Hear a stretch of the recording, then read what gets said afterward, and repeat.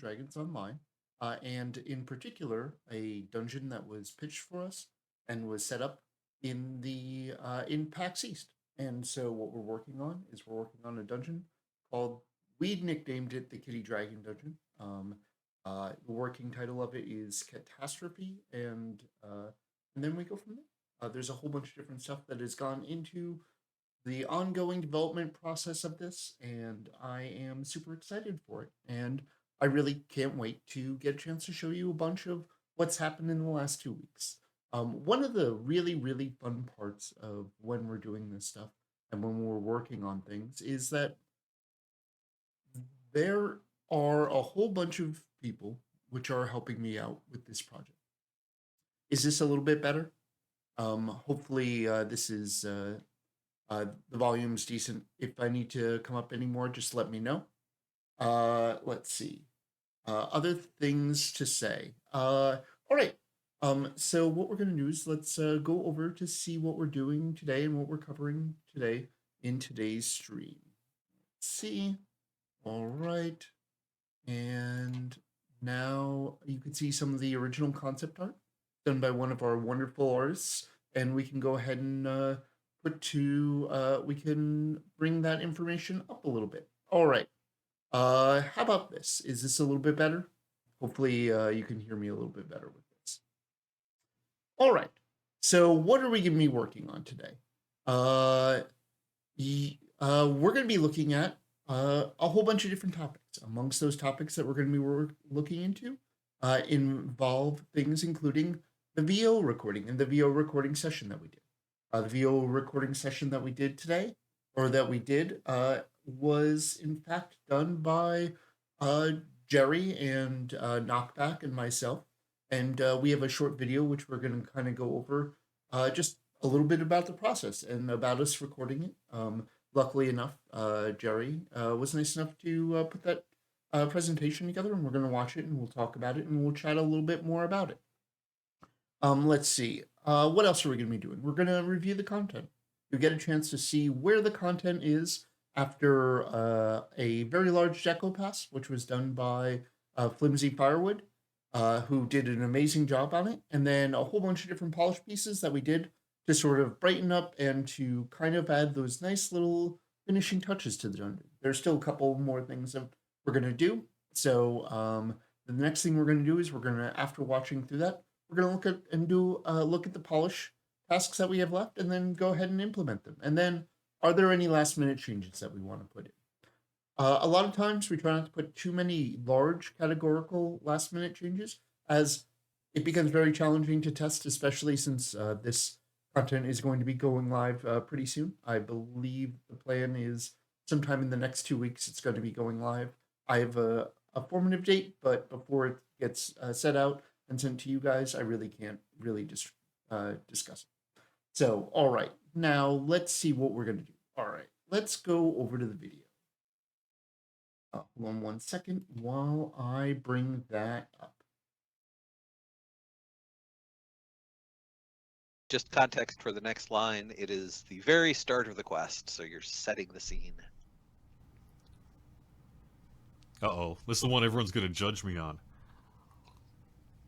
Shards of glass litter the floor in front of you, the remains of a partially destroyed skylight up above. An agent of Arganessen impatiently motions for you to speak to him. I'm running a little tape here, and what I'm going to do is edit this down later. I'll edit all the good parts out and just leave the lame stuff. So normally what happens is there is a call between me, the voice director, and the actor.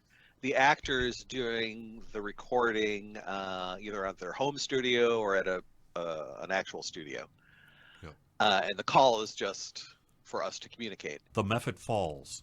In its last moments, it reaches out, yearning to touch the nearby parchment, which burns away as the creature expires. So I'm going to pause this for a second, just so that folks get another understanding of this. This is a video that was pre-recorded. This was done by Jerry Snook, who's doing a bunch of the different VOs for this specific dungeon. It's also being narrated by Knockback. That's the other main voice you'll hear. And this is me again. But you can see that we're kind of going over the process of how we do voice recording.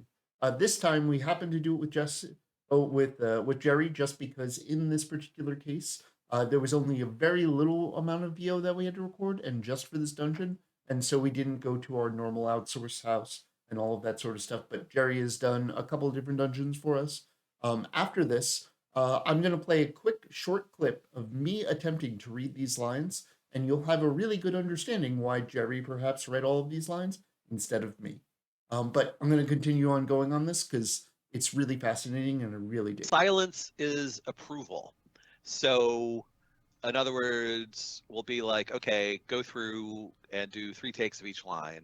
Yep. And if we want something different, we will stop you and say, could you try this or try that? And the reason we're doing 3 takes is even if maybe on your first take you're like, oh yeah, that's the one I want to use, that turned out good or fine or whatever, you never know what might be in the background of a shot. Maybe a car driving by or a bang or just some audio glitch or something like that. So you always want to have a couple of different options. Various things can happen. Sometimes somebody will just say something wrong, like they'll slide over a minor word like an in or a the, or there's a recording issue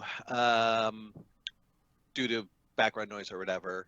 Or sometimes it's like, okay, I like the first sentence of take 1 and the last sentence of take 3. The rat runs off and squeezes into a crack in the wall. The rat runs off and squeezes into a crack in the wall. The rat runs off and squeezes into a crack in the wall. Build a little bit more in the middle.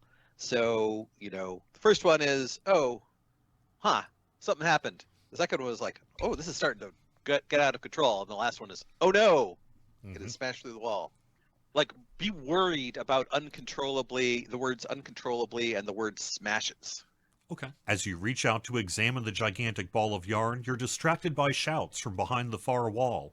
Your hand slips, and the ball begins to roll uncontrollably. It smashes through the wall. So the basic mic I'm using is an old mic that I've had for many years. I really like it. It's just a basic Shure SM57 mic. Been around for forever, really, because it's good standby. The reason I'm using it for this recording session particularly is it works a little better to not pick up the noise surrounding it and behind it. It's a little bit more directional. And then it's going into an analog unit here. You can see this is a Focusrite. This is just basically a USB interface for your computer for old analog style microphones that aren't USB. And that's actually an old piece of office equipment from pre-pandemic. Happened to have it. I brought it home and I haven't brought it back yet. And then for software, I'm just using Audacity. And that's just a standard open source audio recording software that lets you easily record microphone audio. The polymorphed cat lets out a low growl. This must be what it sounds like when a dragon tries to purr. You can lean into it more. Okay. In particular, like the purring. How do cats sound when they purr? The polymorphed cat lets out a low growl. This must be what it sounds like when a dragon tries to purr. You've obtained enough milk to distract the cat dragon. Next, you must locate a certain House Cannith artificer to acquire a power source for your trap. So again, you say Cannith, I say Cannith, or rather DDO says Cannith. Cannith. Correct. Yeah. Next, you must locate a certain House Cannith artificer to acquire a power source for your trap. So you said Cannith again. It sounded like I said Cannith to me. Cannith. I Cantith. No, here we go. All right. He's a member of House Cannith, not Cantith. So.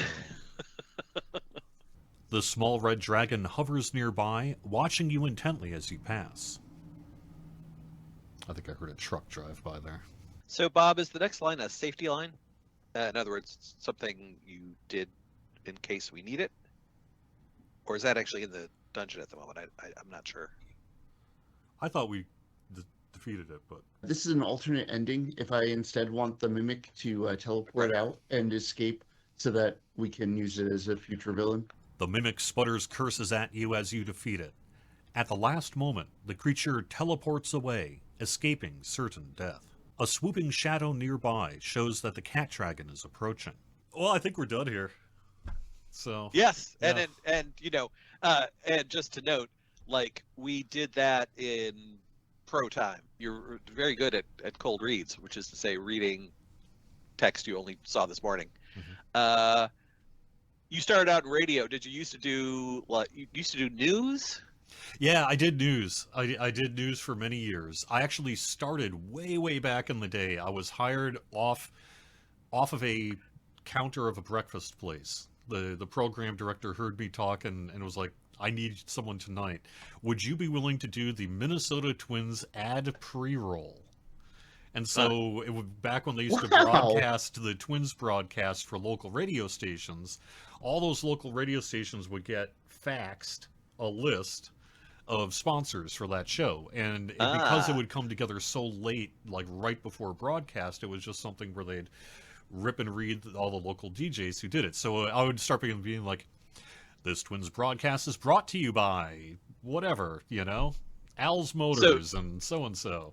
And that was actually my first gig in radio, was just doing those straight rip reads like that. And then I did kind of weather and a little DJ work, but my yep. voice was frankly more suited to news than say like DJing. So The ability to do a cold read like that is in fact a skill though not everyone has, right? yeah, you're right. I Even mean, even people yeah, who stream all the time, not yeah. everyone can do that because you have to say what's on the page.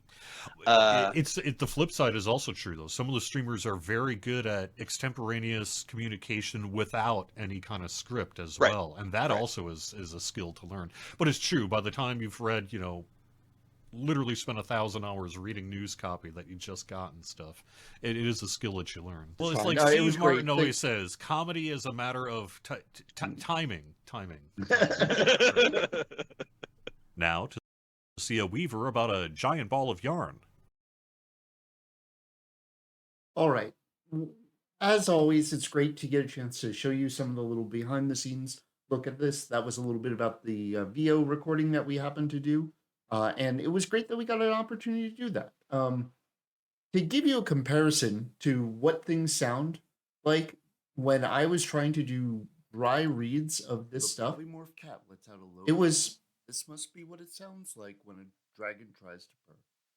The beast seems content to stay in the alley and play with its toys for now, allowing the Argonists and wizards to transform it back at their leisure. Let's see. I don't know if you guys heard that. Hold on a second. The polymorph. Nope. All right. We will. I'll take a look at that and see if I can get that to come through. But essentially, it was not great. I tried to do about 6 different reads. I recorded them. I sent them. I processed them. Sent them over to Jerry and also Knockback, and we listened to them. And I gave it a thumbs down. I was not a huge fan of it. At some point, I'll play it again so that you folks can do it, or maybe if we put out a little bit of a blog post, I can put the wave out there just so you can kind of laugh as I attempt to read the lines that I inflicted on Jerry. All right, so let's take a look at sort of the next stuff that we're going to end up doing. Let me go ahead and bring that up. All right, so next thing we're going to do is we're going to review some of the content. And it'll just take me a moment to get the server up and running, but we're going to go ahead and try that. Hold on 1 second. So, do folks have any questions regarding some of the stuff that we saw? Did you guys hear the video? Do you have any questions about that process? We're glad that we were able to actually showcase a lot of that, just because that's a little more of the type of stuff that you folks don't see in sort of the day to day. And it's always fun when we get an opportunity to kind of show that stuff. Let's see.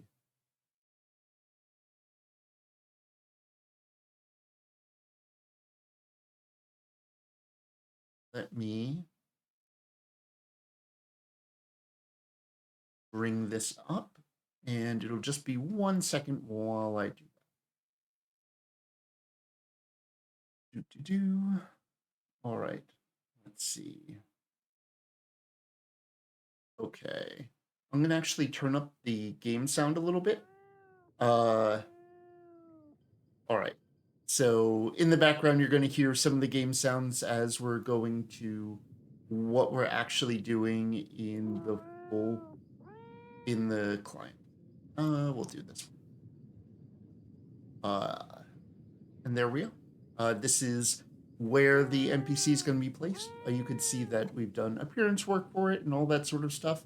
As a note, we put a couple of cats around and actually gave it a chance to, actually feel a little more part of the thing. Now, I played this quest a couple of times, so you won't see the original intro stuff. And I'm gonna just go ahead and go in on normal. Once again, this is a character which it's got basic first life gear, nothing amazing or different, but you'll get a chance to hear some of the sound stuff. So, as you can Shards see, of glass litter the floor in front of you, the remains of a partially destroyed skylight up above. An agent of Arganessen impatiently motions for you to speak to him. you can tell that that's one of the one of the things that you can obviously see is that Flimsy Firewood did a great job of kind of revamping and reworking this space, making it look much more like what we discussed. You can see that essentially as a portion of that decoration pass, they did a fantastic job of just reworking the space, making it look a little more lively, making each of the different sections push up, and also sort of bring the setting to life. It's one of the things that I am super lucky to have. I have fantastic coworkers.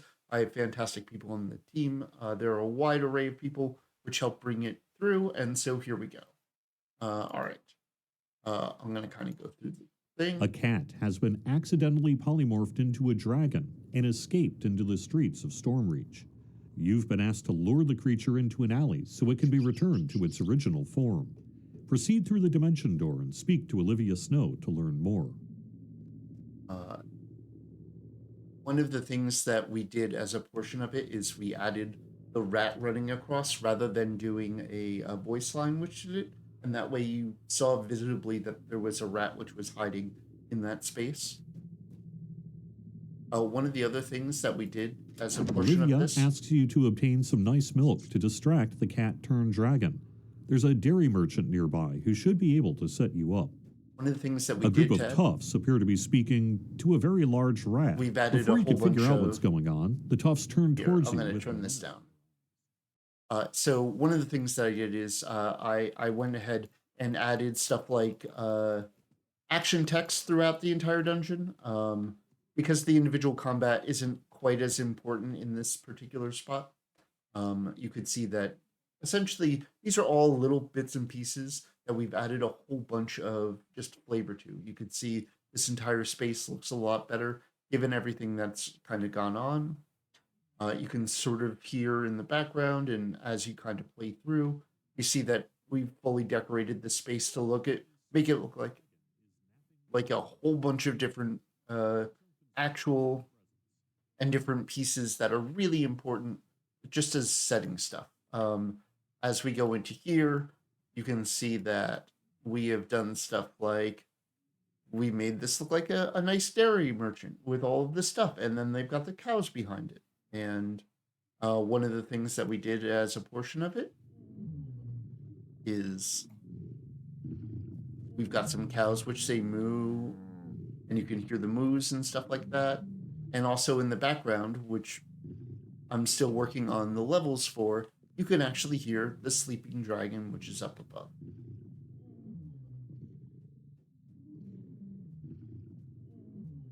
Let me go back and actually talk to the NPC. You've obtained enough milk to distract the cat dragon. Next, you must locate a certain House Cannith artificer to acquire a power source for your trap. See that we've done a bunch of stuff like put breakables and stuff like that to make this look like a little bit of a storeroom that you're walking through. And, it's breakables, so I stop and break them. But you can see that, each of these different pieces have actually kind of come to life. And so this gives a little more of a setting of the fire method and sort of the stuff that they're going through. There's some more breakables. One of the pieces of stuff that I found out is that if I actually run here, one of the problems is that these monsters here will aggro.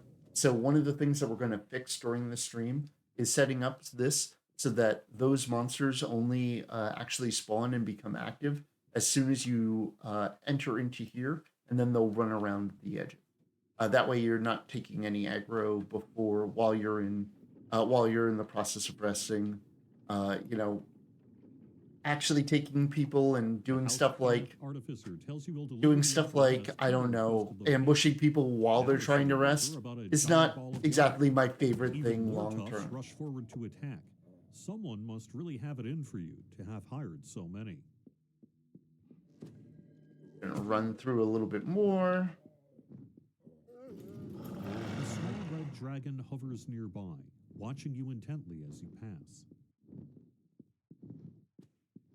And as you can see, we have him up there.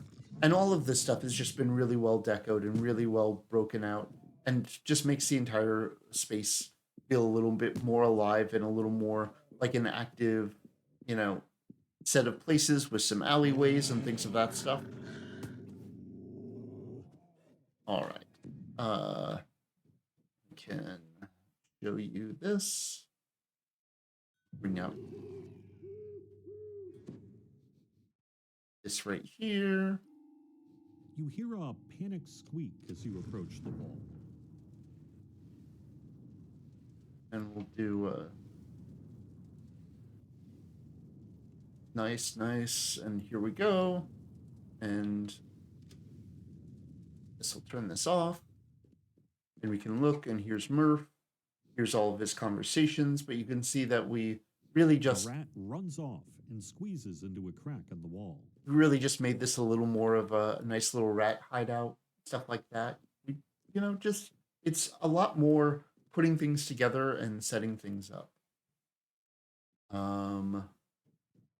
Yeah.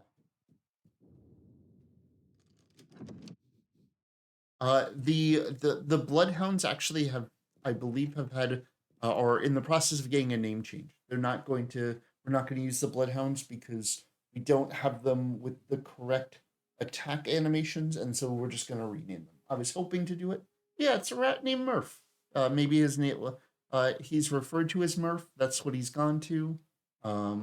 Like maybe Murphy, maybe something like Murphy, but you know, it really depends. The hunter tells you the giant ball of yarn can be found in a storeroom to the south. As you reach out to examine the gigantic ball of yarn, you're distracted by shouts from behind the far wall.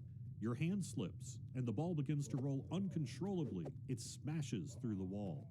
One of the things that we wanted to do is do action text, and so make sure that monsters or have reactions to what's happening. Is blocked by a magical barrier. And one of the important ones in this particular case, I wanted to make sure that the guys which are about to get run over by the giant ball would in fact scream, run, and all of that sort of stuff. Other things we've added is that now this fountain is empty and it'll fill in milk. You hear something approaching, but it's not the cat dragon. It's a mimic surrounded by hired toughs. It seems to want to speak with you. Now, one of the other polished things that I want to do is actually have him in non-voice dialogue be like, hey, come over here, come talk to me. Just that way when players kind of get to this point, they have a little more additional information about what they're supposed to do. The creature sputters curses at you, furious you thwarted its plan. It orders the toughs to attack. One of the other great things about when we're working on this types of bits and pieces as we're putting this through is that, you know, we've gotten a little more of our art come in and a few other things have happened. Some other folks have worked hard and helped me, you know, do a few different things. Hold on one second. Shows that the cat dragon is and yeah, and there is the cat dragon. We're gonna comfort it. It says some nice things, and you can see that it's going to start, you know, it'll just take a second, swiped a couple of times, and now it's going to, you know, each of them does different things. Like right now, oh, look, yep, he's playing with the, pawing it a little bit more. We got a couple of the cat animations. And Olivia explained excited about that. While the cat dragon's transformation was an accident, the other creatures were polymorphed as punishment for their very real transgressions. She assures you that she'll return the cat dragon to its previous form. The polymorphed cat lets out a low growl. This must be and I have to make sure that the treasure seems to be dropping heroic stuff. I have to see if those fixes have gone in. But those are things that we want to check out at all times. Those are some great low-level things. Yeah, so Mythic. It's a Mythic 1, level 4, +3 Dusk. Those are some heckin' good boots, especially for that. All right, all my stuff is full. So, and that is the dungeon. That's kind of the overview of everything that we've done so far. This is essentially a polished pass away from what I would consider good enough to ship. So when we kind of look through the different things that we want to make sure that it is, it has a bunch of action text which has been added, gives a little more flavor, gives a little more background on stuff that we want to do. Let's see. What are other things that we want to do? We want to make sure that when we go through and set up when we look at that entranceway right by the set of restaurants, we want to make sure that those get fixed so that those monsters don't spawn until players enter that area. And that way we don't have to deal with the problem of those monsters attacking people in that specific thing. All right. So let's get moving over to that and we can start working on those problems. Oh, one other thing is the reward list finalized. It is, except that should be that should have been a legendary version of that same object. I believe that I'm trying to think. I believe Steel Star was doing the work on the stuff. I think that he may have put some stuff up in Lamania to show people what he was working on. And we can find out more about that and take a look through that. Maybe that's one of the things that we'll do in the next stream. Oh, one thing that I did want to mention is that this is the second to last stream for this series. One of the reasons why I wanted to do one more stream past the release, is that I think a post-mortem is a great thing to do. Kind of walk through and look at what went well in the process, what didn't go well, what's some stuff behind the scenes, which were struggles or challenges that while we were trying to put this together, and what could have made it a better experience. And also on your side, love to hear some feedback about the process of while we were making this. Are there things that you would want to see a little bit more in the future if we do these types of stuff? Is this something that we're going to want to do something like, do we want to do a little more systems focused one in the future and have people see some of that stuff, or at least hear the conversations while people talk about that? One of the challenges with some of the system stuff is it's a lot of Excel work, like a lot of Excel work and some world builder work, but it might not stream and might not be as visually interesting as some of that stuff. But I think that those are some things that we should absolutely consider going to in the future. So let me go ahead and flip over to World Builder. Once again, as I mentioned a number of different times, this is our proprietary world building thing. This is, in fact, World Builder. I'm going to be flying around a little bit and going to the particular places where I wanted to give a little bit of stuff. And then I, as a portion of this Polish Pass, wanted to ask you folks an opinion question and see what you think. All right. So the first thing that we're going to definitely go fix is when we fly through this wall. Just to give you a little bit of idea what those spaces are. One of the things that happens is that we have a concept of cell sets. These cell sets look different and have different pieces. And one of the reasons why we teleport from this one to the city set is because those two don't have a connector piece or something like that. And so to use the two different themed areas, we use two different cell sets. Kind of neat, kind of allows us to vary the look of it. You can see a whole bunch of different stuff. Like one of the interesting portions is that this light bit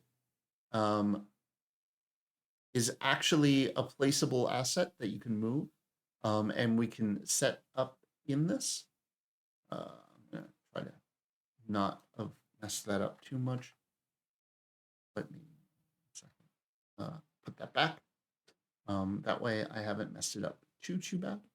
Now, what were we going to look at? When we were talking about a couple of the different pieces, one thing I know from my own internal notes is that some of these patrol points, these are where people will hand run as a part of the ambush that's coming out. They need to be a little wider and a little more spread out so that people don't run into each other quite as much. And so I'm going to separate these a bit more and these give the characters a little more breathing room while they're doing it. You can see the directions and where they're going to be running through when they go to these places. One of the other things that I'll do is move this one in a little bit more and probably move this one a little bit back. Did anyone get the idea that a pseudo dragon cosmetic paint would make a good reward at a very rare chance? We had conversations about it. It just during the course of while we were working on this, we didn't put that together. It didn't kind of come together in a way which we had time for, or we had the art resources put together some of that stuff. It would be a great thing to do, but it is something that we want to do. We want to look at in the future. And when I first did a series of requests, it's something that's sort of on me. I should have been more of an active and ongoing champion for that. But it isn't something that we happen to put in. Maybe in the future, maybe I can talk to folks and see after this releases, that's something we want to do. That's a great piece of feedback, and that's something that's good to talk about in the postmortem as something that we could have done to sort of highlight and make this dungeon a little more special. All right. So as we fly through, you can look at a whole bunch of different things. You can see different posters as we've got going on. And so this is that specific area. Now, looking at this, I can tell that these monsters right here, if I was to yank this up, this is the first set of monsters which is attacking people as they enter. So what I can do, let's see, these particular guys have an entrance range and an entrance type. Let's see if these ones do. A second. You know, what I'll do is I will move that. That's wrong. So what I'm going to do is I'm going to set an entrance type. 1 second. I'm going to set entrance range and go manual. What this is going to do is allow me to manually have these guys come out of this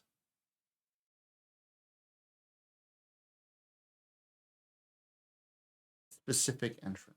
I'm going to copy this across each of these folks.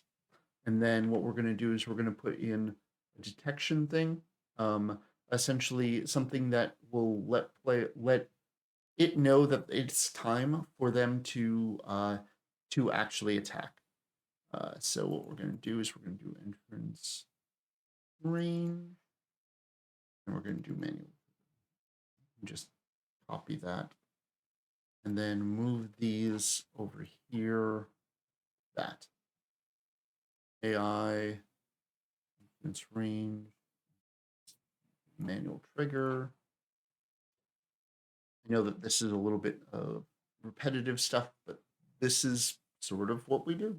This is a large portion of small tweaks that we need to do to make things just feel a little bit better, or if we get feedback on different pieces, that's sort of the thing that we want to do. All right. I'm going to take a look and see what their entrances looks like. Let's see. Let's see if I can add one. Yeah. Put these up with a couple of different entrance types. They have a little more like what they're doing. Toss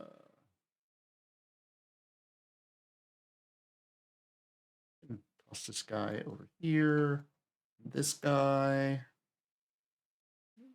Move him back. Where? Take a look.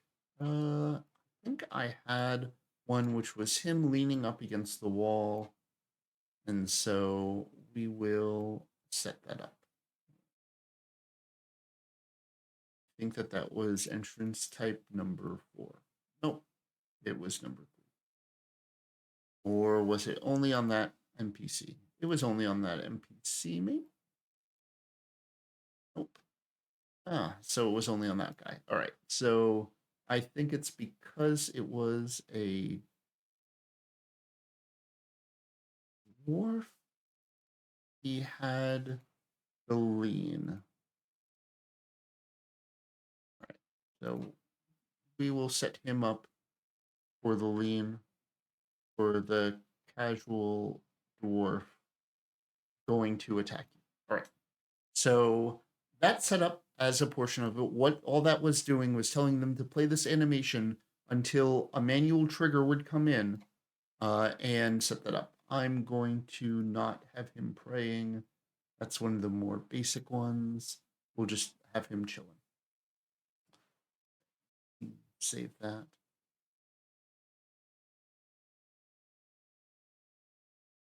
Thank you very much for the rate. I hope folks are having a lovely, lovely evening and are enjoying the stuff. If you folks have any questions while I'm doing this, go ahead and ask. More than happy to talk to you folks about it and kind of give my input as a portion of it. But this is just me kind of going through and adding just a little bit of polish work. And this is the sort of thing that I do on a day-to-day basis, especially when we're at this stage of the development. All right, so we're going to put an invisible trigger volume. What this does is when something enters this volume, and you can see the boundary of the this volume, something will happen. What happens is determined by what I put off of it. So in this case, what I'm going to do is take a look at the properties. And I know that there's some stuff that I need to set on this. It should be one shot. And the thing that sets it off in this case is a player. We can set this up so that, like, if a monster runs through a volume, it could do a certain thing. In this case, as soon as the player hits the edge of that volume, it's going to do something. So what it's going to do is that on this case, it's going to do event on collision. So when you collide with this invisible volume, it's going to send something. And in this case, it's going to trigger entrance. And what we're going to do is when I get done with this, we're going to see if this fix worked. But I'm going to do a couple more changes before we do that, just so that essentially I'm not building all of these changes just for this one thing. All right, so I know that that's going to be one thing that I'm going to change. And the other thing is I started the process of setting up the cat call, or not the cat call, but the, that's the wrong word for it. My apologies. It's essentially the attention getting shout from the mimic trying to get you to come and talk to him, and then try to figure out a character voice for him. In the case, in his actual text, he's a little rough and grumble. So you can look at this space and see that there's a whole bunch of stuff going on. What I know when I'm looking in this space is, first of all, I probably should have named a bunch of stuff. Would have been really nice for the designers going back. But one of the things that we can do is we can always look at this stuff and find out how this is put together. So in this case, this is all of the things that gets written into him and does something. So in this case, I set up before this, this specific, I know that he gets spawned after you pull this lever. This lever spawns, it turns on this milk, and I know that on this lever, there's a whole bunch of things that happen, and amongst them, what I did is at the end, waited 2 seconds, and then I run a script on him, which is AI action dialogue. What that does is that puts that information above his head. Now, I'm going to have to go ahead and set that up. So in this case, we can do that. So where am I going? I'm going to AI action dialogue, and script link 1 is what does it. So in this case, this is the percent chance. So this is 100% chance. And then I'm going to add some dialogue. Now, to do this, you have to find the right place to do this. In this case, a lot of our text, or theoretically all of our text, is actually written into the quest so that when people do a text pass, it's all easy to find, and they don't have to find a half a dozen files. So in this case, what I'm doing is I'm looking for the kitty dragging the packs. In this case, we're going to do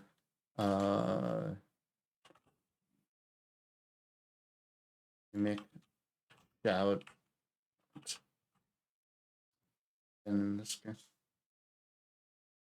and be like, hey you.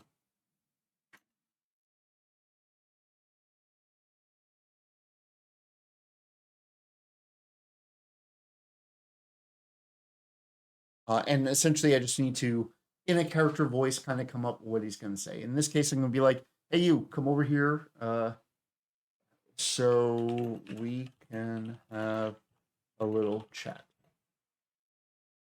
Okay.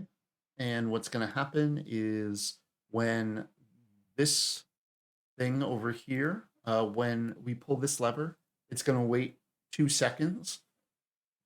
And when he spawns in, I might need to change that. He's going to say, hey, you, we're going to do that. So let me just double check to make sure I set this all up correctly. That's good. That's good. And I'm just going to save it.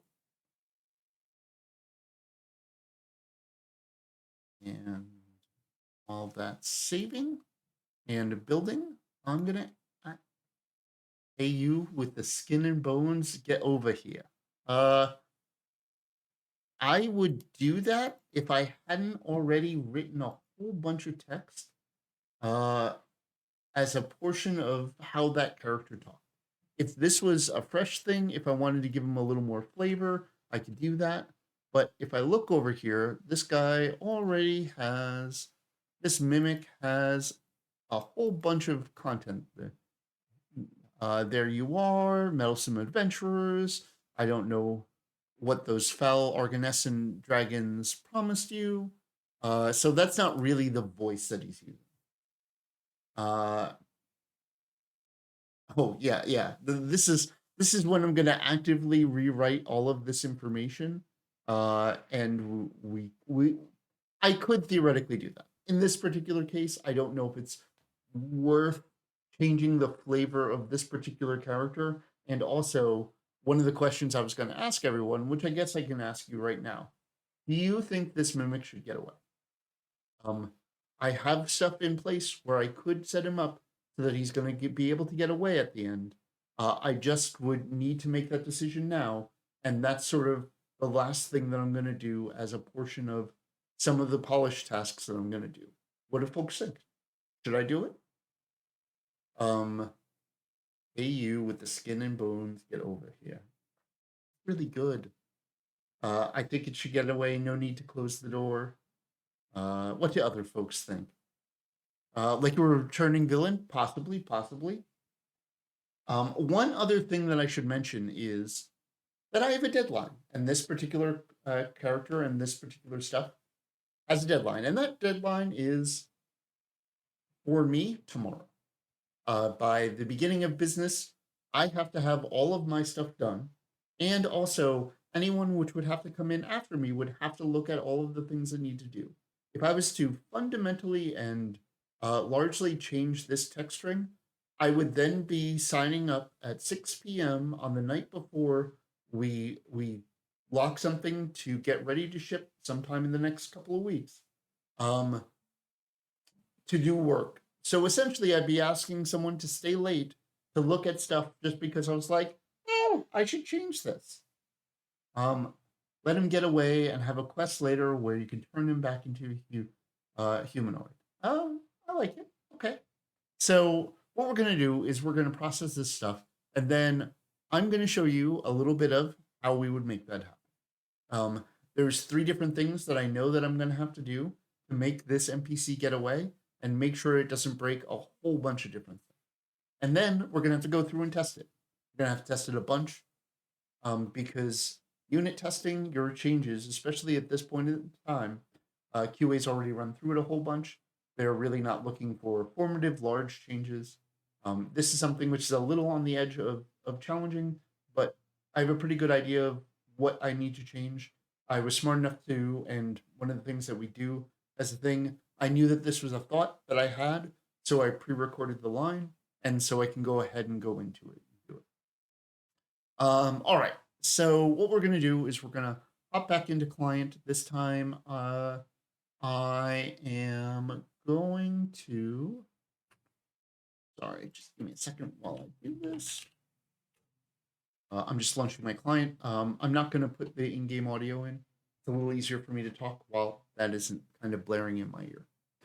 So anyway, so yeah, those are the formative changes that I'm going to test right now to make sure that I set up everything correctly. And then after that, since you folks seem to be pretty okay with him getting away, I'm going to show you the 3 or 4 steps that I'm going to need to do to set that up so that that character gets away.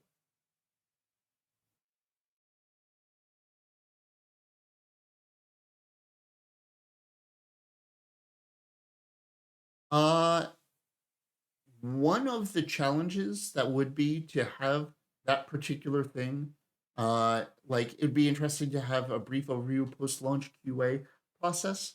That would be great, but I can't sign up other people for their willingness to do this sort of thing. Like one of the reasons why this specific thing came about is that we had a long conversation, and this is something that I felt passionate about doing. I would not inflict my interest in showing people more information about this on other folks, especially if they haven't opted into it. So that's something that we could talk about, that we can kind of set up and kind of go from, but it isn't something that can be like, yes, that is clearly something that we need to do, because that isn't fair to my coworkers. That isn't fair to the people that I work with on the day-to-day, and essentially being like, this is what we're going to do now, just because I signed you up for work that I can't possibly have you do. All right, let me.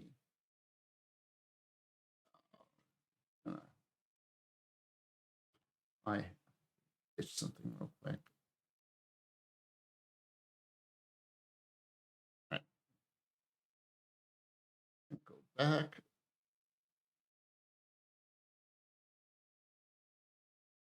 Trail of the Dragon. Yes, inflict.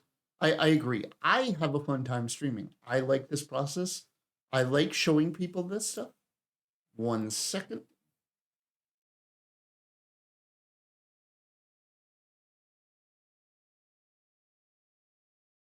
I'm sorry. I had to turn off the volume to the actual game. I probably should have put it on my Go XLR and put it on one of the sliders. It's one of the things that now that I have a little better idea of what I'm doing, I kind of go to this. All right. And now I'm just gonna quick run this using Smite and getting to the point where I can test the 2 changes that I made.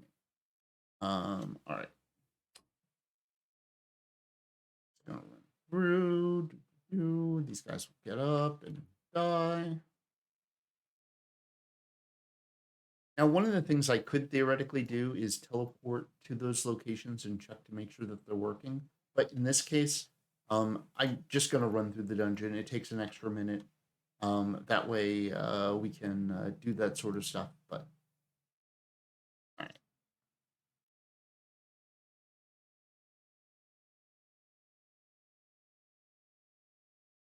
Oh, how I would handle a bug.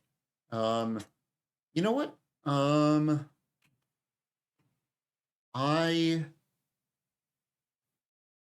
do not know if I can show you our QA Jira stuff, or I would show you a representation of a bug that was filed against me and what was done, and sort of the process that went about. All right, so now if I use this, if I'm sitting here, this seems to not come through here. But to give an example of one of the bugs that I had, is essentially you start with what I start with. Okay, you see what I've done is I've shifted this so that those guys come into thing, and then those guys will not attack you while you're using that. That's what all of that setting entrance animations are, and all that stuff can go in there. So the process of a bug. What happened was 2 days ago, I got a heads up from one of our QA guys named John, and essentially he sent me being like, "Hey, the beginning of this instance didn't have an exit portal. That was the file. That was the bug that he filed." And so it was like, okay, I have to go about the process of doing it. So what I had to do, and I can show folks more specifically in World Builder, but essentially what I had to do is I had to put an object down. I had to put all the teleport information in and make sure that it's set up, and then go back and test it, and then ship it back off to him so that he could make sure that in that particular case it's happening. It's not filed against me, but essentially it's a bug that was assigned to me because I'm the primary person working on this dungeon. If there was an aspect of this dungeon that I was not doing stuff on, I would ask for other people to fix it, which reminds me, I really need to send a reminder or get the changes for the treasure stuff. I'm going to check that as soon as we finish this up. There's a good chance that the system folks fix the treasure tables. I just have to make sure that I actually actively got the change that they made to make that happen. All right, running. I even have a run fast button, but I tend not to use it because I like, as a developer, to know how big the dungeon is, and even if you are at a medium pace, how long it takes to happen. See, it's coming right for us. Run, it's coming right for us, run. And then it runs you over.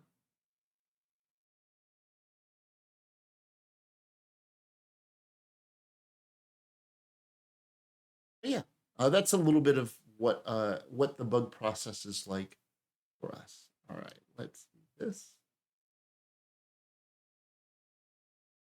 Hey, you, come over here so we can have a little chat. And that way it brings a little more attention to you. It gives you a little more in-game information about what's happening, and it gives you a visual clue that you should in fact talk to the monster, which isn't just the objective. Now, granted, if you looked at the objective, it would have told you, hey, go talk to the mimic. But this way, it just reinforces that, and it's good policy and good process for us to do that sort of thing. All right, so my changes have been successful. I'm going to take a moment and transition back to this and kill my local client and server. And now we're going to look at some stuff. All right. There are a couple different pieces when we're working in this space. First thing I want to show you is that when I'm working on specific monsters, one of the things that we like to do is we like to look at other monsters and know if we had done this in the past, how we set something up, and what's the reference. In this particular case, someone who may not be particularly cared for because of the mechanics that he used, great villain, Urk from Sharn. One of the things that he does a lot is teleport away. So all of the basic pinnings of how I teleport a monster away is actually in this character script. So if I open up his script, I'm going to look at two different things. I'm going to see, hey, is there anything in this that I need to do? One of the things that looks like is that there's a startup here. What does that startup do? In this case, it makes him immortal. That looks pretty important. So one of the things I'm going to do is I'm going to copy this entire thing. And what that does is that means that this monster is not killable. It means that at no point can you do enough damage to kill the monster. Now, I'm going to look at everything else that has to be here. All right, he has all of this stuff, which is essentially all of the stuff that sets charges and also gives him his weapon. Hello, welcome. Welcome to the stream. In this particular case, I'm going to go ahead and delete that because I know that I'm not going to need that. So that is part one of this fix. First thing I have to do is make sure the monster version of him is immortal, cannot be killed. And then the next thing that I need to do is set up what's going to happen when he hits his health threshold. I know that this character has health thresholds, so we're going to take a look at how we do health thresholds. This is a little confusing looking, but essentially, we have a couple of different things. In this case, this is, hey, I'm going to run around and place mines. But in this case is, hey, am I alive or dead? If I'm dead, do nothing. If I'm alive, what is my encounter phase? In this case is, what is my health percentage? In this case, what this does is this does a number of different things every time certain health percentages go through. For this specific case, what we're going to do is we're going to, I can show you that this will tell him to do a special attack and all of that sort of stuff. However, what I'm going to do is I'm going to copy all of that and go to the correct script. In this case, it's an S script. Go to here. And what we're going to do is we're going to paste this script. So on startup, it does a whole bunch of different stuff. I do not need this. So I'm deleting it.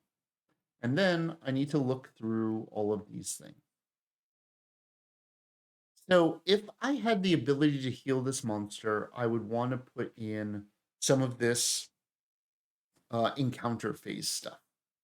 Essentially what this means is one of the ways that we make sure that things don't get healed past an inflection point is that we have checks which are like, hey, at this health percentage, continue running this thing and it will make sure that at 95% these things happen, but when it goes below that, it will do nothing unless the health percentage goes below 70%. Keeps on going and going and going. In this case, I really only care about the last one. So what I'm going to do is I'm going to actually copy out this collection and I'm going to put it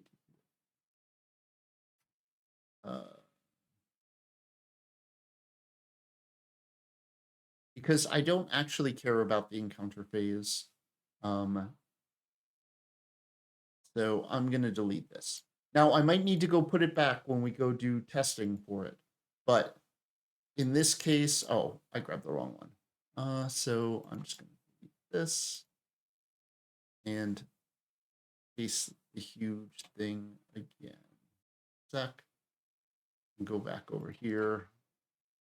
Copy this. This. I know that this is a little monotonous, but here we go. Delete that. Go all the way to the bottom one. That there. Take this. And so when this health percentage gets to this thing, it does the following things. So what do I know I want to do? I know that I'm going to want to delete this monster.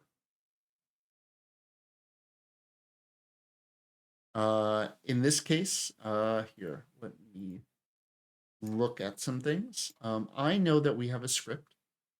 Amongst those scripts is something. It is somewhere. I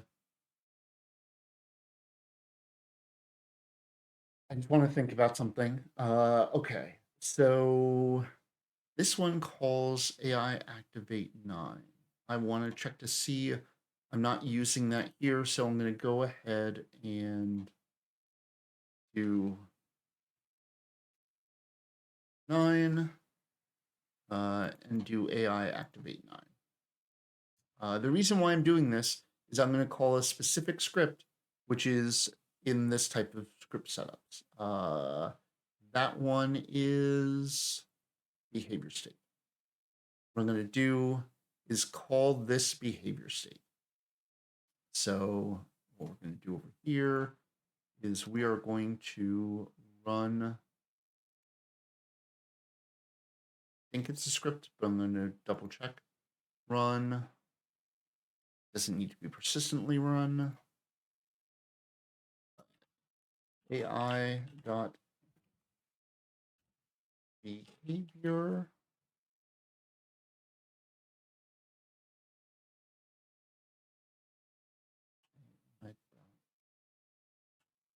Okay, so it might be a property instead.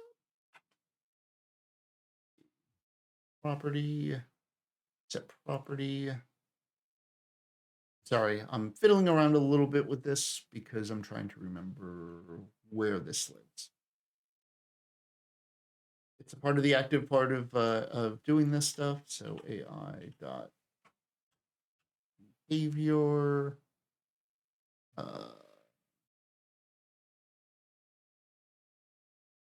Or am I just wrong? No, that AI dot states. So I probably missed it when I was looking at this.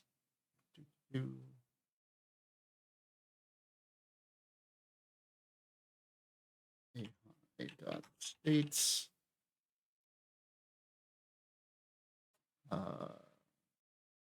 Teleport. Destroy self. Okay, we're going to save this. And go to this script over here. So what this is going to do is when this comes down, he's going to become an NPC. He's going to destroy himself, and then we're going to play a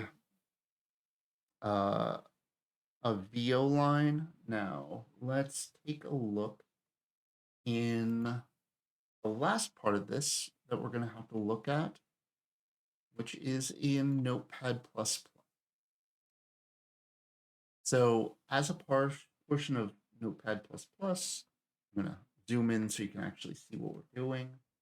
What I need to look up is I know that we have a line somewhere here in the quest triggers, which we recorded, which is essentially, hey, I'm going to teleport away.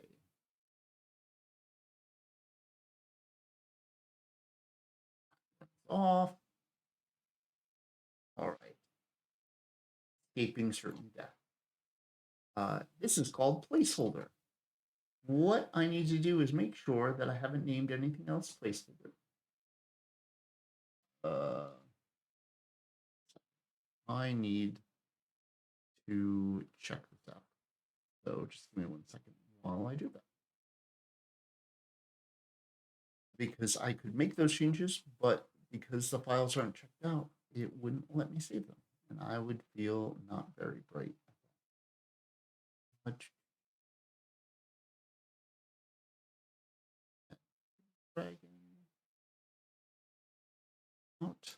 All right. Oh, I see. It's a Voodoo Spice appearance jokes. A clock. Good to see. Good to see. Old standby. Old standby. I'm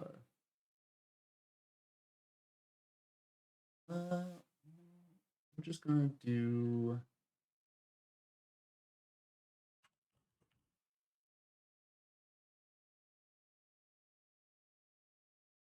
that. Because this is how this goes, what I'm going to do is come over here and set this to mimic escape. Let's do that and save. Now, what I'm going to have to do is go back to the actual land block and see what happens when this guy dies. And make sure that all of that's going to happen. I think it's going to happen. I might need to put a little bit of a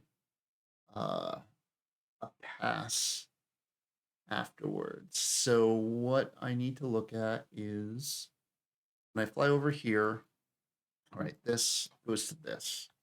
So this is the generator on last entity unbound, which means when on monster dies, the following things happen.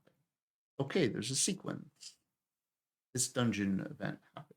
So let's go to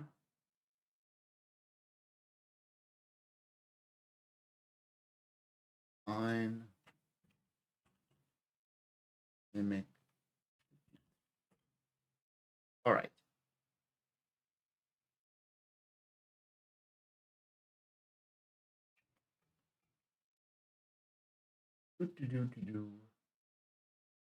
So I want to do this instead.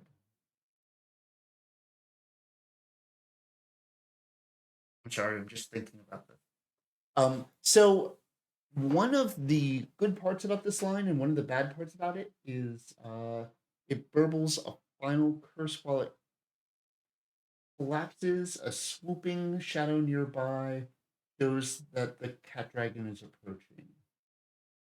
Let's see what the next thing is. I think that the cat dragon will be approaching anyway. So what I might do instead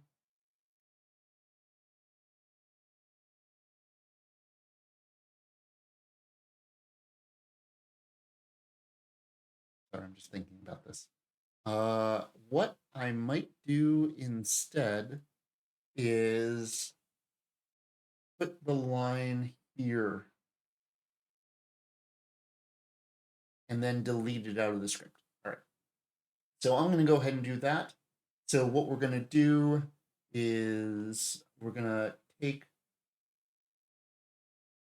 those two lines that I did here, and I'm going to copy them. Go up here and find where I have that. Keep the mimic.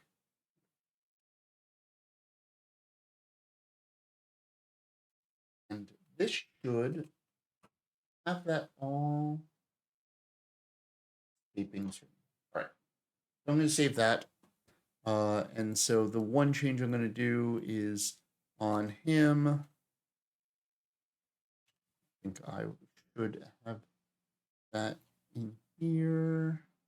Startup, alive, health percentage, become NPC, activate 9. We're just going to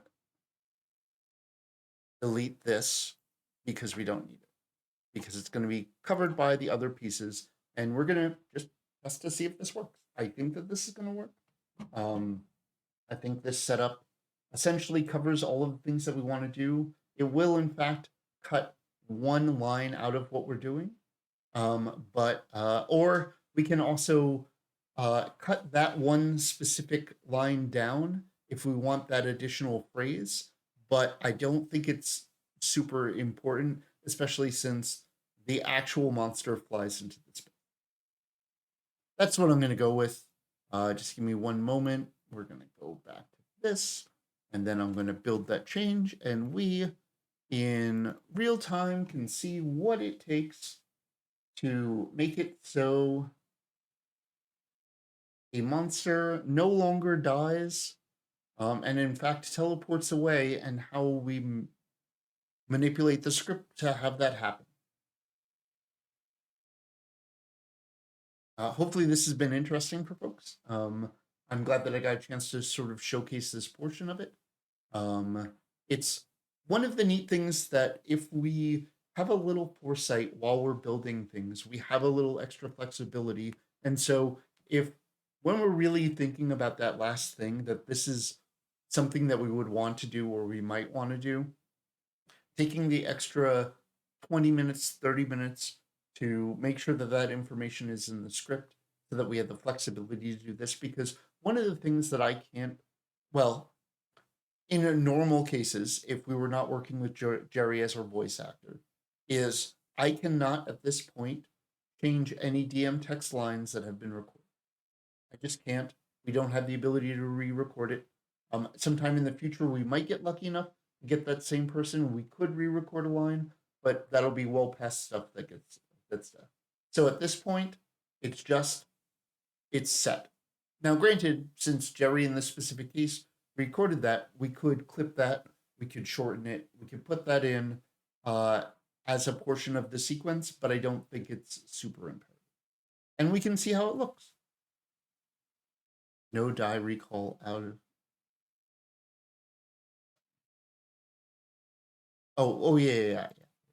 I'm sure it'd be real nice when you get into hardcore if at some point you just happen to become impervious. Give me a second, and we're gonna launch our client and go take a look to see what we did.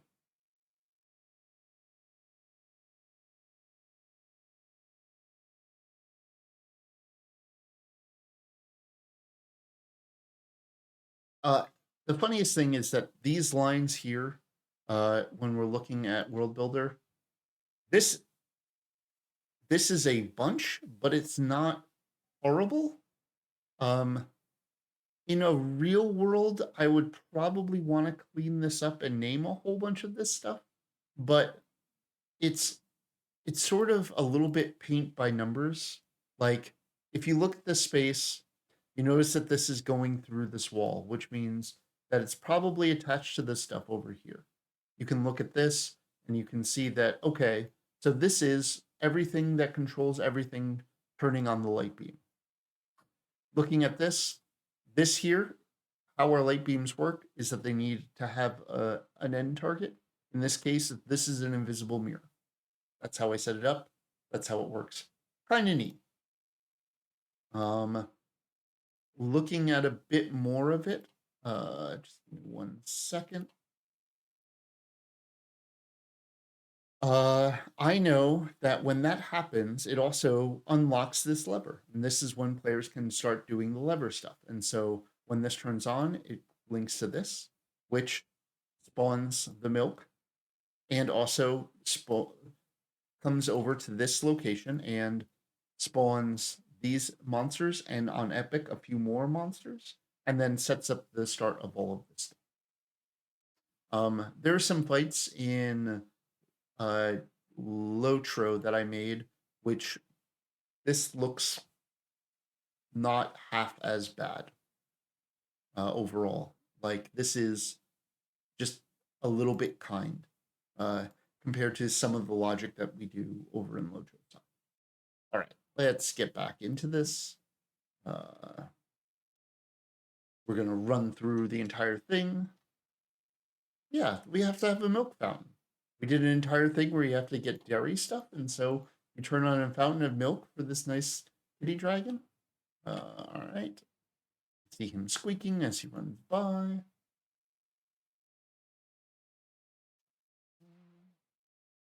And I'm just gonna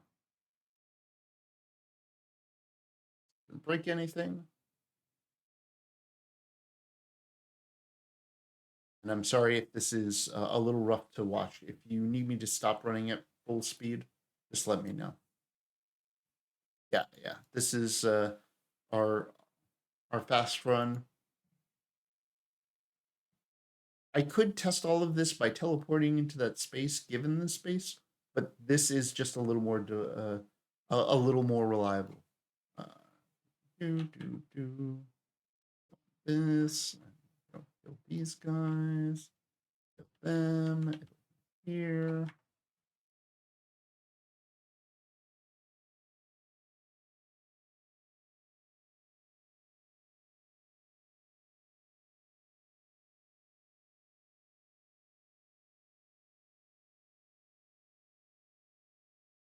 open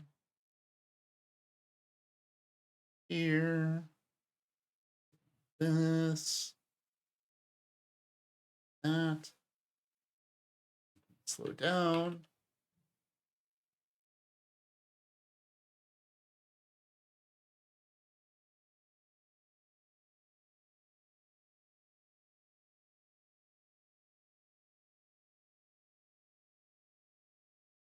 Bam.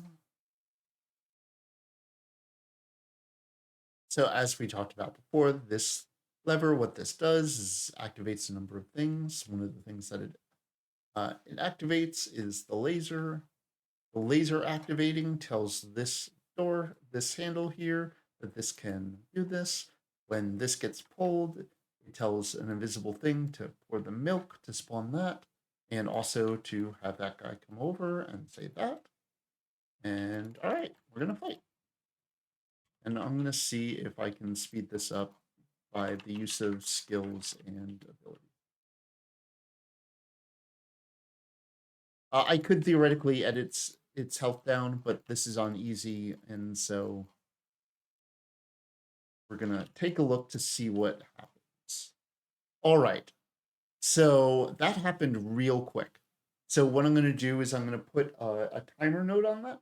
So essentially, when he turns to an NPC, it'll start that. It'll take like 3-4 seconds, and then he's here.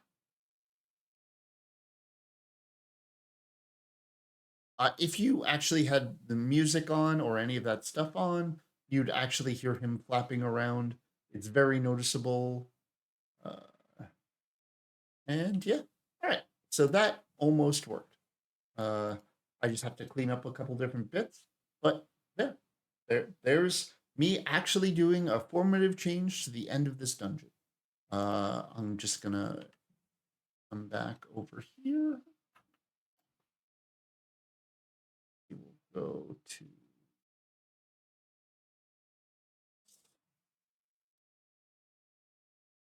and so we're going to look at that end transition. Okay.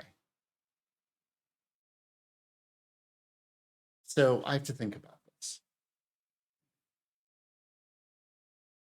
So it's going to activate 9. So what does activate 9 do? Look at this. Make sure I can set this up how I want it to. Okay, so he's going to destroy himself here. All right.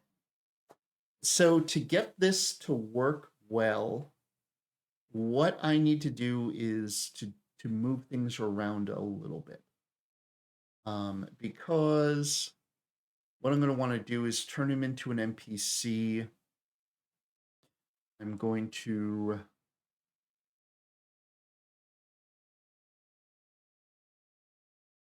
want to set up a timer, just a fraction of a second. And then I'm going to want to add another one here and another one. 4. What we're going to do is we're going to cut and copy this here.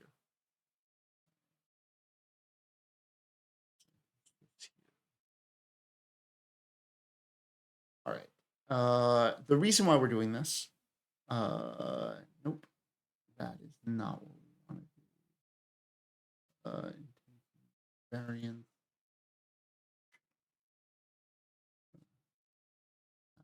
I made an oopsie. That was not script duration, which is the thing that I wanted to set. So we'll do 0.2 of a second. And in this case, what we're going to do is we are going to run the dungeon event from this because we can control the time. So here, this. The reason why I'm doing this, and rather than the method in which I'm pulling it out, is because this way I can specifically control the timing of, okay, he turns into an NPC. I can actually have him say something. So I'll probably end up doing that. And then what I'm going to do is have the dungeon event plays saying that he's going to teleport away. And then I'm going to give it a little bit of time, and then the teleport away thing will kick the rest of the stuff. So in this case, what I can do, it'll just take me a second to do this. I'm gonna look.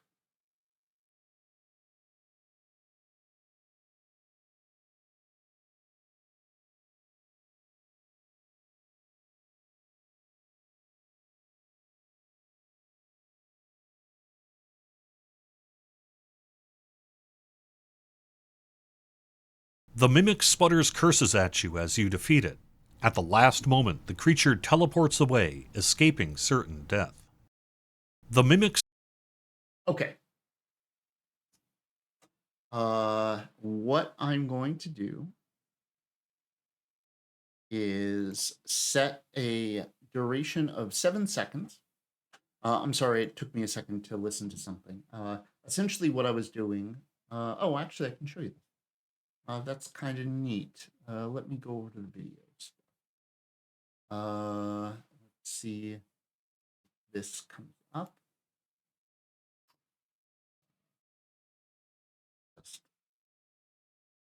The mimic sputters. Let's see. Curses at you. Okay. So what I did, I'm going to transition over to this. So what I'm going to show you right now is essentially, this is the audio file of the amount of time that entire thing takes. If I go to, I don't have a version which is showing you the time frame, but essentially there's a time scrubber on this. The mimic sputters curses at you as you defeat it. At the last moment, the creature teleports away, escaping certain death. The mimic sputters. Okay, so what I know is that I know that that audio file is 7 seconds long. So what I want to do is set the duration of this to 7 seconds. And so what's going to happen is it's going to play this. It's going to take 7 seconds and talk it, and then it's going to fade him out. That's a portion of what we're going to do here. The next thing that I'm going to have to do is look at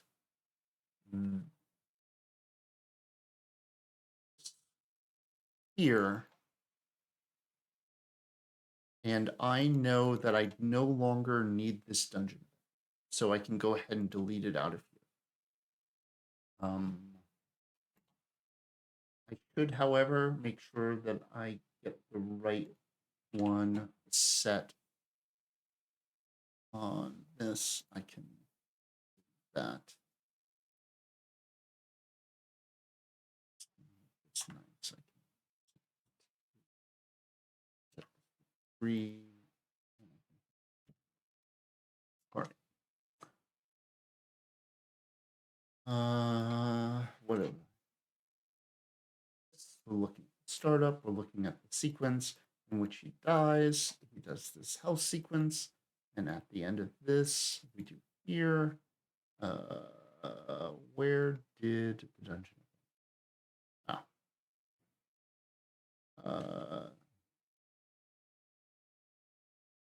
I did it too bad. All right. We go 5. We're gonna go.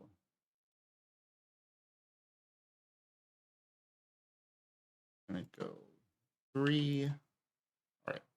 So that should all save, and I just need to make sure that this is set to dungeon, the correct dungeon.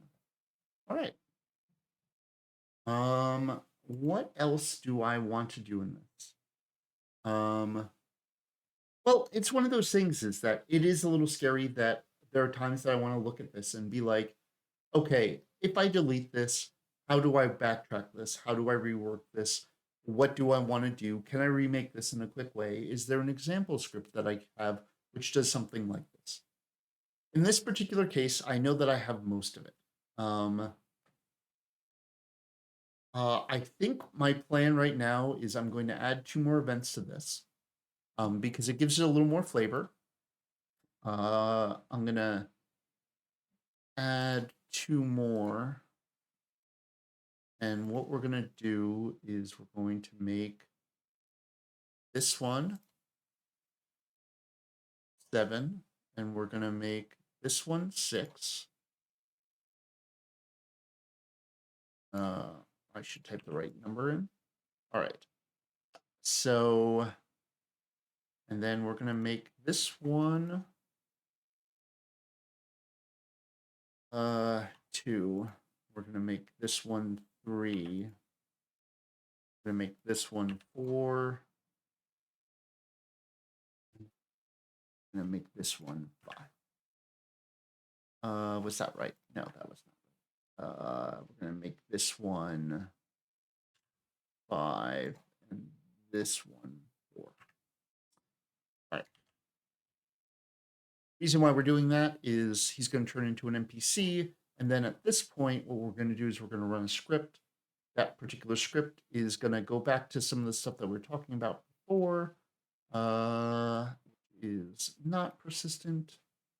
We're going to write a script that is going to be AI dot action dialogue, and now I'm going to find on script link 2. We're going to run that. The reason why we're going to do that is that he's going to say something snarky to you in box text after you defeat him. He's like, aha, I'm going to get away.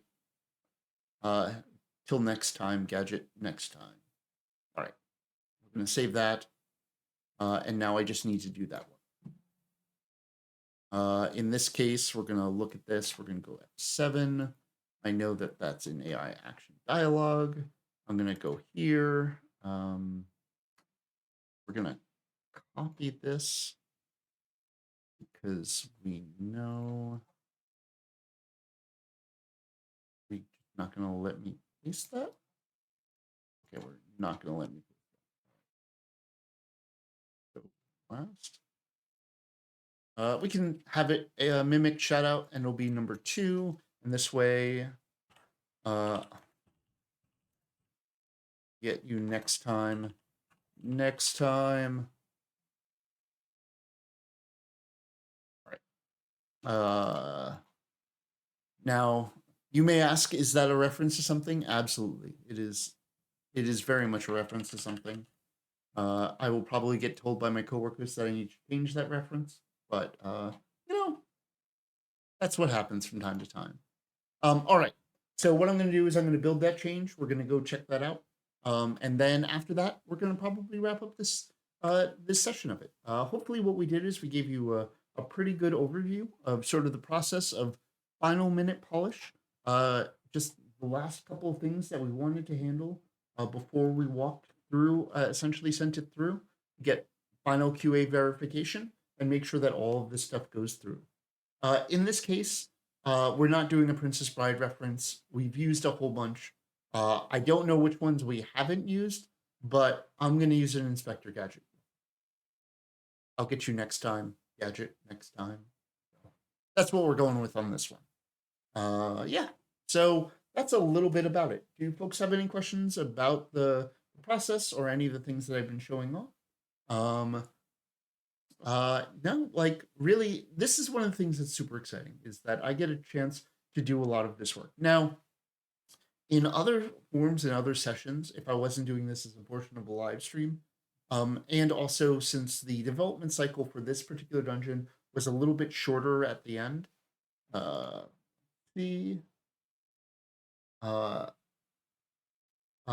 see. I just got a note from my copy editor that as long as I don't say Gadget, I can go ahead and do that line. So we're doing it.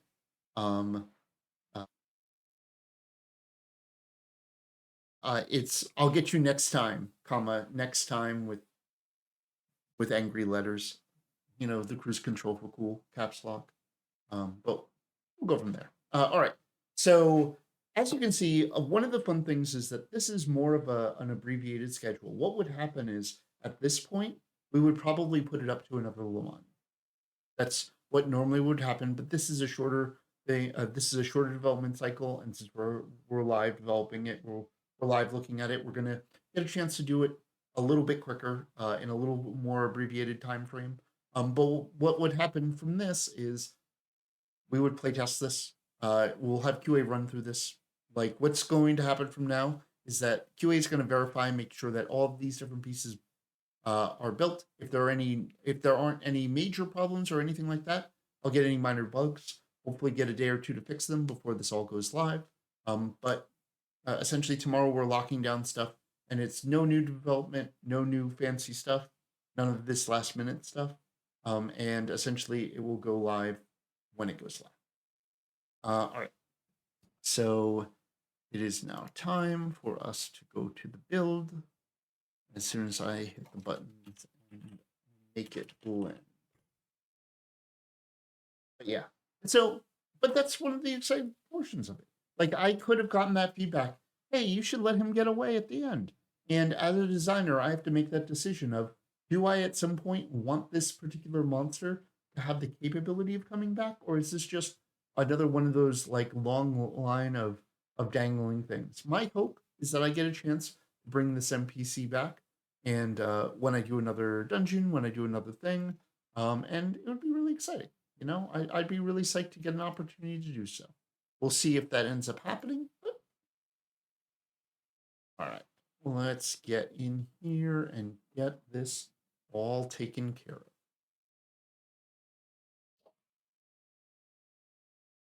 All right, give me a few seconds while we do this. All right.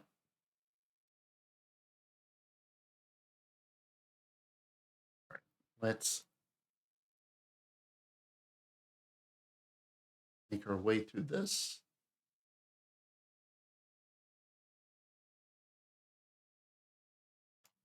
Should have deleted more things.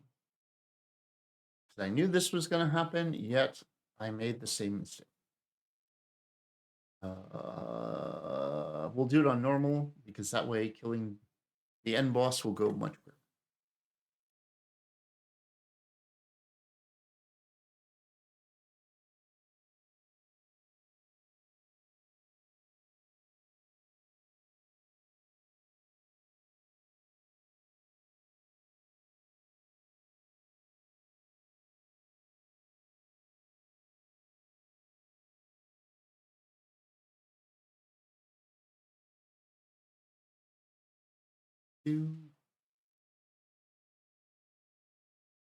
If folks have any particular questions you have for me, feel free.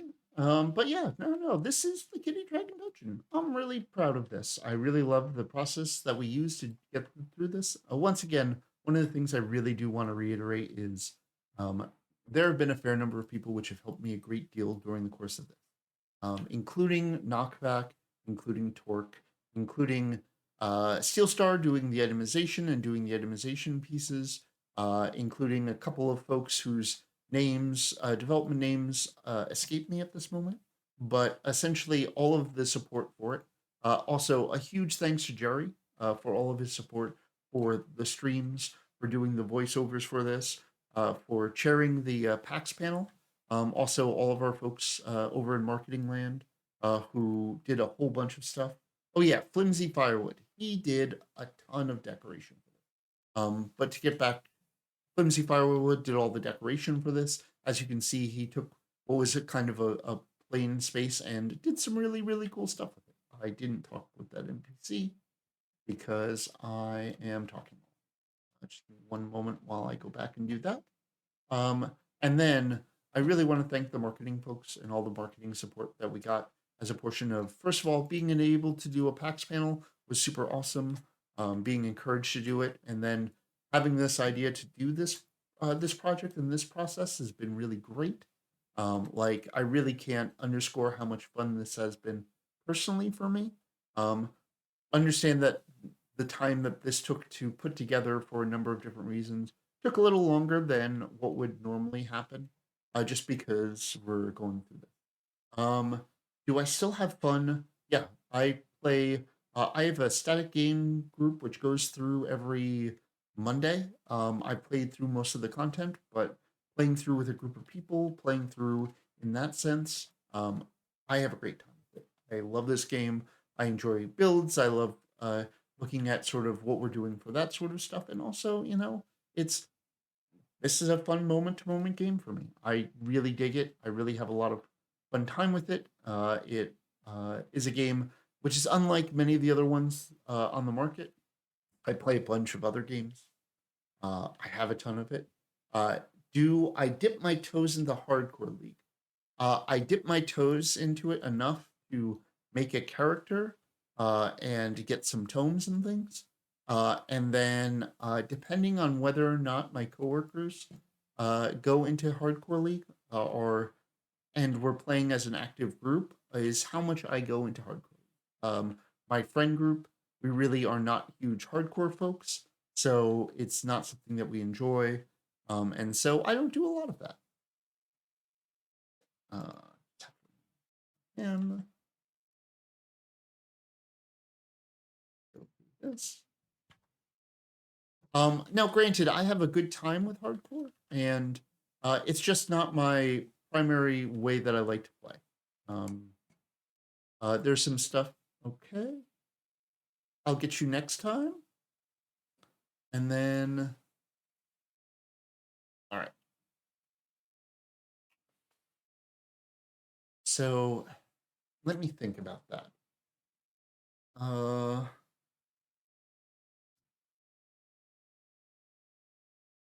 Did that work? That happened pretty quickly. He switched to an NPC. He said the line. He had the thing come over his head. And then there's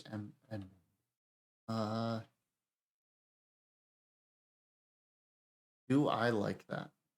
I do kind of like that. I'm pretty happy with that. I have to do a little bit more futzing with the timing of it.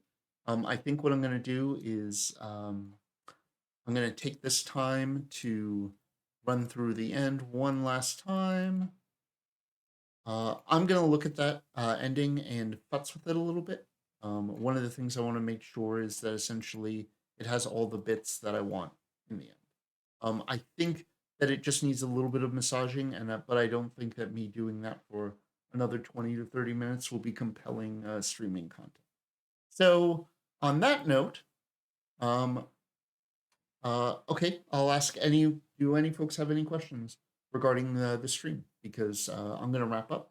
I'm going to do some last minute bits and pieces while we go ahead and do that. So when you're gaming in static group and other encounter a bug or a typo or something, do you pause to make a note? Yes, absolutely. I 100% do that. I do that all the time. My static group gets a little frustrated from time to time because a lot of times I'm like, hey guys, slow down. I'm writing notes. I'm writing a whole bunch of different stuff. I love doing that sort of thing.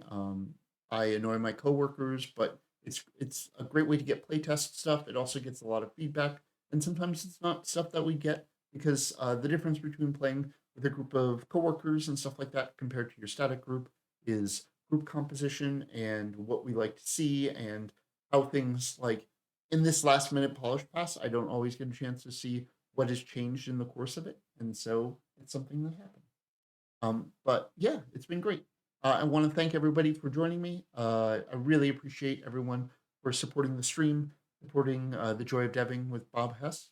I want to give another shout out to Standing Stone Games and all the folks who helped make this stream possible, and also who helped make this actual development stream a reality.